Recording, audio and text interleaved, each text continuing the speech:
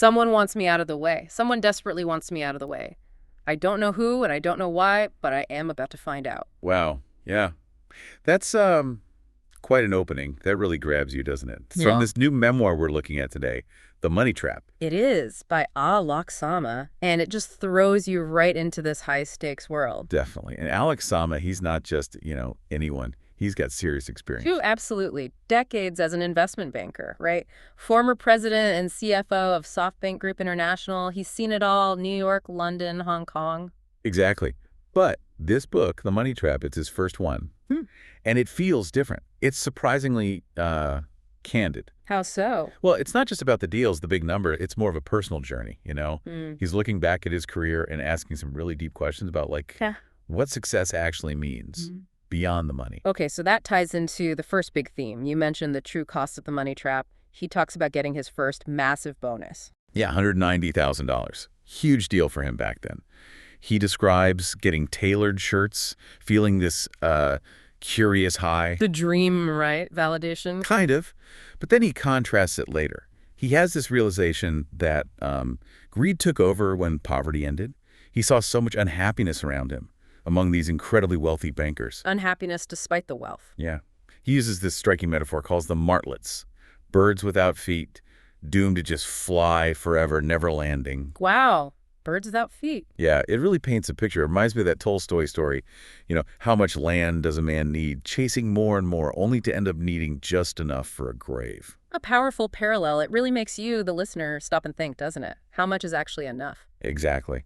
And speaking of different ways of thinking, Sama worked closely with Masayoshi Son at SoftBank, the guy who famously likes being called crazy. Right. Masa's son. What was Sama's take on his investment style? Well, Masa's core idea was the crazy guy always win. He had this time machine management thing. Time machine. Yeah, like find a successful tech model in the US, say Yahoo, and then basically replicate it in another market like Japan a bit later, taking a proven idea across time and geography. Interesting. But what about the risk? The dot-com crash, for instance. SoftBank lost billions. $60 billion. Yeah. And Masa's reaction, according to Sama, was basically relief. He said it caused him no more stress. Relief, losing $60 billion. How is that even possible? He apparently said it solved his problem of worrying about how to spend all that money. It's this radical detachment, maybe. That's hard to wrap your head around. So what was the end game for Masa, according to Sama? Ultimately, Masa talked about wanting happiness for everyone through technology, backing these huge, ambitious founders like with WeWork or Orion, pouring massive capital in. A paradox there, maybe.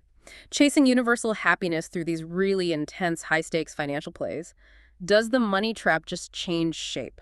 That's a great question. And it clearly got Sama thinking about his own journey too, which is the third major idea, his own identity and self-reflection. Right, because amidst all the finance drama, he went through some personal stuff. Definitely. He mentions a smear campaign that called him dangerous.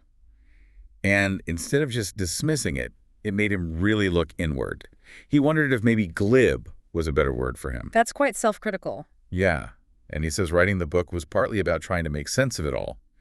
He looks at the sort of idolatry of innovators, the Zuckerbergs, the Musks, and asks if we expect or even demand erratic behavior from these outlier types. So it's a search for something more authentic, beyond just climbing the financial ladder. I think so. He seemed to realize that for many in that world, even self-reflection can become just another tool to make more money rather than finding actual, peace.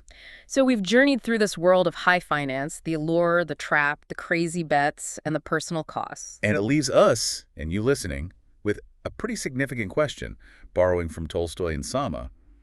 How much land, how much more do you really need for genuine happiness? What does a truly rich life look like for you?